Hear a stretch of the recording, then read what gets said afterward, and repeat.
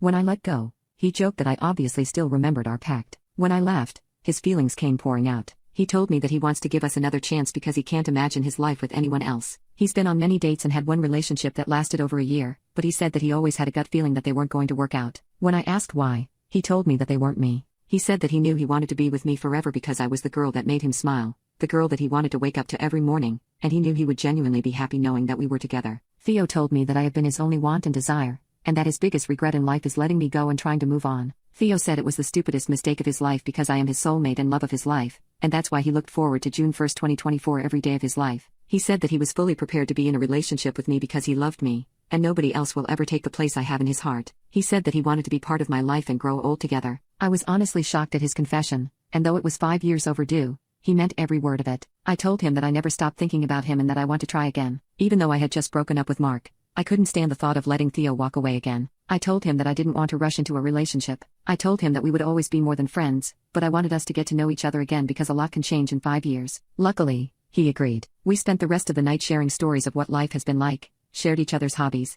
and we talked about the past and what we were like when we were younger. The more we talked, the more I realized I wanted to spend the rest of my life with him. Everything just felt so perfect, from the way he laughed, spoke, and held me in his arms. Theo always knew exactly what to say to make me feel safe and cherished. The next month consisted of us going to visit each other whenever we could. We'd go to the beach, festivals, or just stay at each other's place, and I was glad I had taken the Ivy College-genic elite because the last thing I needed was for him to grab one of my rolls while we were cuddling. Luckily, Mark didn't make a fuss when I broke up with him and he was chasing after my sister, who to no one's surprise was but he wasn't having any of it. When she tried to hug him when she saw him again, he immediately moved out of the way and she fell to the floor. He told her that he couldn't believe she was still an immature child, and that she needed to stay away from him. I had never seen someone speak like that to my sister before, but it was refreshing. I nearly proposed to him on the spot just for doing that, but we still had a long way to go before our wedding.